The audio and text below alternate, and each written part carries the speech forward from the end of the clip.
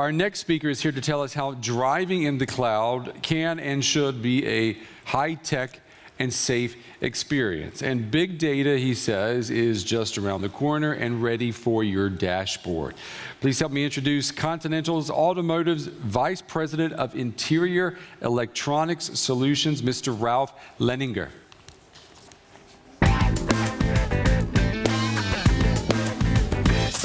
Hello. Hi. Hello. My pleasure. So, good afternoon, ladies and gentlemen in the room and special online, because I'm really deeply impressed how much people are online following these presentations. And I would like directly have a question to those people online. Those one who is geographical most far away, maybe he can send us the Twitter notes that we can mention this one later on. The Twitter account is ZGC13. So, ladies and gentlemen, the theme of my presentation is driving safely through the cloud, the connected vehicle. And here the important word is safely. Because the automotive industry is an industry where safety counts very much. Everybody who is entering a car at least giving his life into our hands that nothing happened with the car and everything is perfectly working out. So Continental, a well-known tire company, what has Continental to do with the cloud? And here, just for your benefit, meanwhile, Continental is a 170,000 people company with 25,000 engineers. 10,000 of them are doing software. So we are a major stakeholder in the software industry. And so you may understand that we do a lot of projects which may in the future part of the connected world. So to understand us a little more better, and how we would like to bring our company into the future, this slide is showing how and in which areas we are doing the product for the automotive industry. And one example is new values. Everybody knows that the value set of people, especially if you're looking for the young people, are dramatically changed. Second element is urbanization. More than 50% of the people, meanwhile, are living in megacities, and a car for a megacity is definitively with other requirements than a car which you have today on highways. Third element is health. Health is a major business in the consumer industry and all over the world, and also the requirements for the people to have healthy car are constantly increasing as well. Demographic change, an important issue, keeping in mind in Europe, a typical new car buyer is in the age of 51.3 years and with an increasing tendency on that. The fifth one, and this is what is bringing us here to the CeBIT, to you, ladies and gentlemen, is a digital world. And this kind of trend, digital world, generation Web 2.0, the Internet of everything and always on, is the bridge which is bringing the automotive industry here to the digital IT world. So, what we learn from the IT industry is the cloud is happening. So looking for the numbers, I understood more than 10 billion devices today are connected.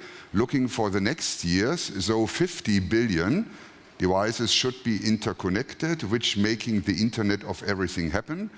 If you see that you have today 700 million cars worldwide on the road, and in the future it will become to 1 billion cars, you may understand that we would like to be, as a new kid on the block, also part of the Internet of everything.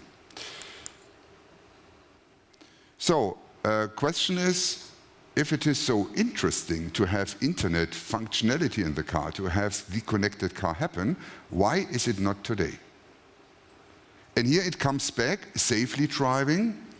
If you see today's HMI interaction, that means you need your fingers, you need your eyes in order to surf into the internet. Unfortunately, you need the same fingers and hands and your eyes to drive safely. You see the contradiction. And also, we have meanwhile equipped 24 million cars with our connectivity technology. We need really, unfortunately, to state that even more cars are connected. And this is unfortunately that the people, or a lot of people, surely not you here in the room or online, are using the smartphone while driving, doing texting or doing surfing or things like that. Here you see that it really becomes to a problem. Here to share some data, 30% of the accidents in US are root caused by driver distraction. And driver distraction is a major portion, is using your smartphone while driving. It's 30%. And just to give you also a feeling on that, if you drive with a speed of 100 kilometers per hour, every second you do 28 meters. And if you look for your smartphones, this represents 3 to 4 seconds. If you take the 4 seconds, if you use your smartphone, that means you do a 100-meter blind flight.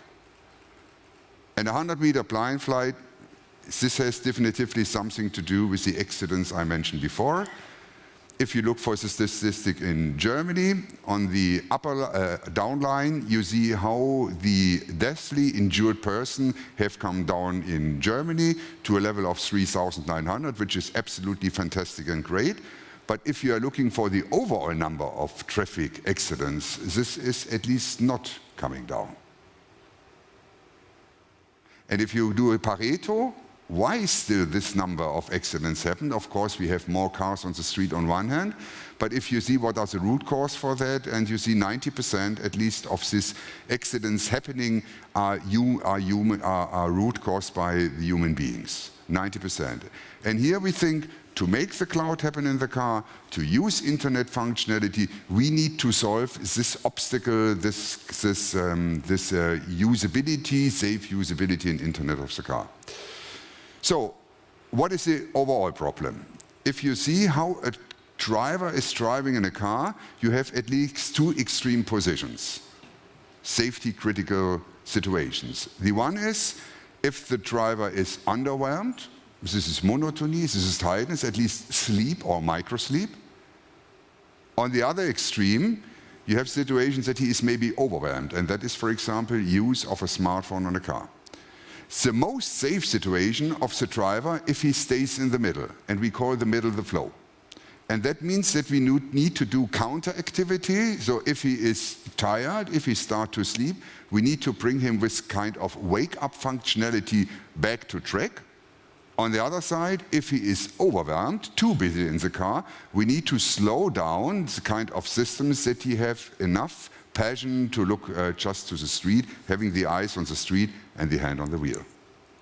And this is what we called optimal flow, and that is the target what we are doing, keep him in the flow. And remember, if we can keep him in the flow, then if he is in the flow, then a safe use of internet content is possible. So how we are doing like that, the driver distraction reduction, and here the technical setup is to react with the car appropriate to the driver state. You need to know in a closed loop system what is the driver state.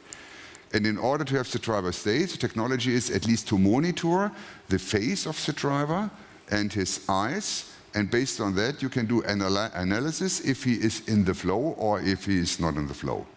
If the second you need is reaction systems, which is brake systems, automatic brake systems, lane departure warning, ACC systems. And the third is then an interaction from the driver to the car, vice versa. That means the car needs to tell him how critical the situation is which is coming along. So let's do some examples. Use case is the driver's eyes are not on the road.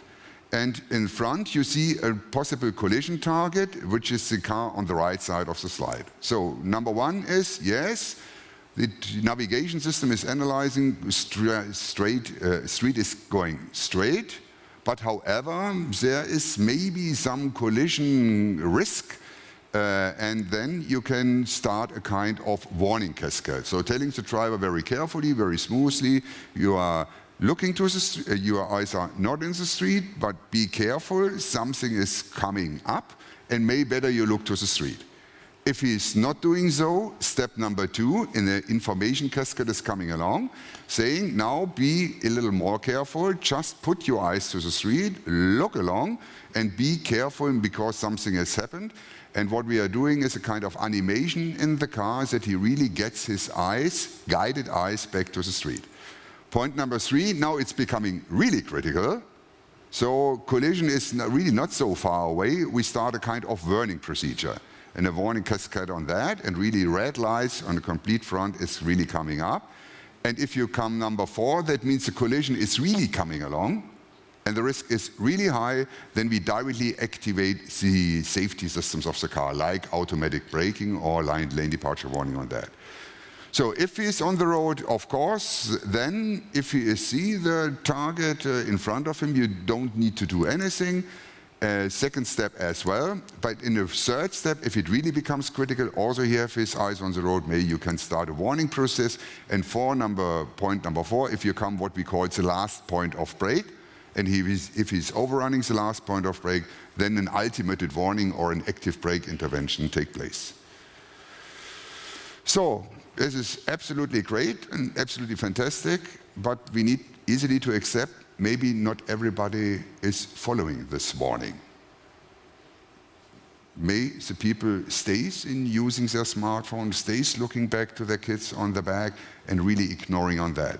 So, and this is for us a message that we have said we need easily to accept that there will be a risk that the people are not reacting on that. And the question is, what is the solution if it comes like that?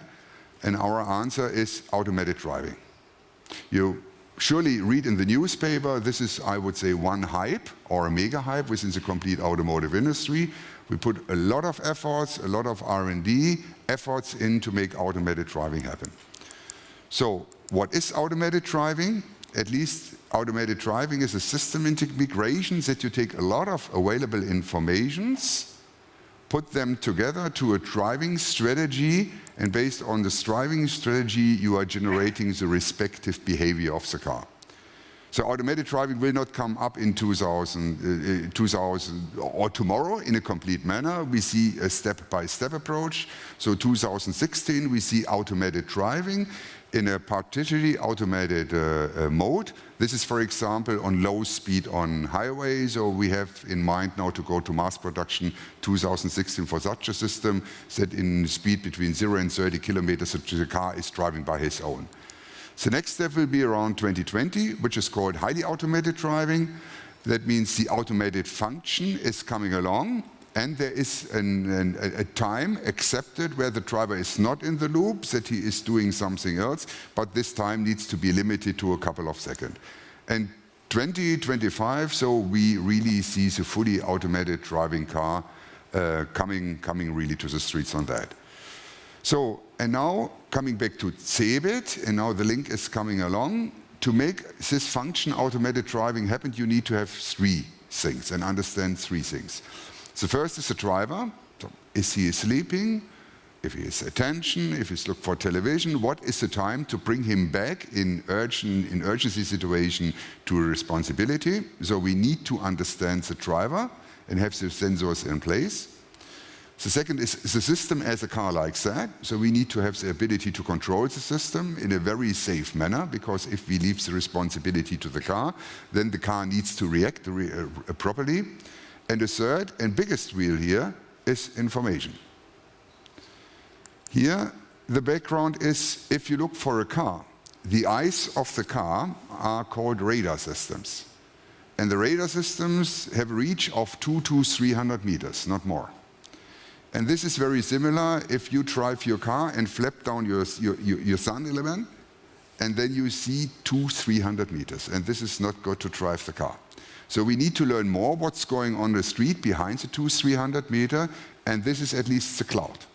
The cloud needs to tell us what is behind the 200-300 meters, how is the street running, and all navigation data doesn't help so much.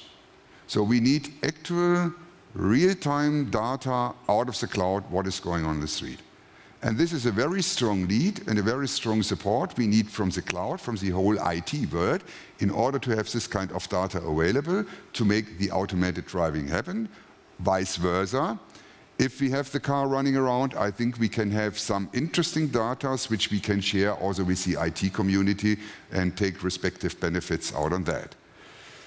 So once again, 4 elements to make automated car happen. It's the car, It's other cars as the sensors. It's a car-to-car communication, because other cars can also tell me what's going on the street I'm driving along. The third is back-end and database, wherever the data are coming from, real-time data, which helps me to know what is the real situation of the street. And the fourth is other data sources, if it is maps or whatever data it is. So, and this is one example how the automotive industry and the IT industry, in order to merge together to make new cases happen, like automated driving. Because without the IT industry, automated driving will not take place. Vice versa, without the automated car, also automated driving will not take place as well. And here we go very strongly the way to look for respective alliances in cooperation within the IT industry, within the respective use cases, in order to get your support, in order to make this thing happen. And learning a lot, it's not only automated driving, because if you have the system set up, we see a lot of other industry arenas which have highest interest in order to get the data out of the car. And if you look for insurance industry, like the pay-as-you-drive principle of the insurance systems, if you are looking for trading, a lot of trade companies are highly interested to know where the people are, what cage stage they are, and maybe they can do special kind of offerings on that. Energy industry is highly interested as well, especially if you look electrification of the car, or transportation company as well, and the whole telecommunication area where we have the representatives online as well as here in the room. So, gentlemen, this was just a short summary, how we are thinking, what we are looking, why we are looking very strongly to the connected car. On an example of one special use case is the automated driving, and sharing with you also the HMI thing, eyes on the road, hand on the wheel, and internet, and to make a system happen which is allowing using the digital world by safe driving. This is our agenda, and whoever is interested to get in contact with us and has discussions and can contribute to this is more than highly welcome. So, ladies and gentlemen, online in the room, thank you very much for your attention. Hopefully I could give you a short overview of what our thoughts are.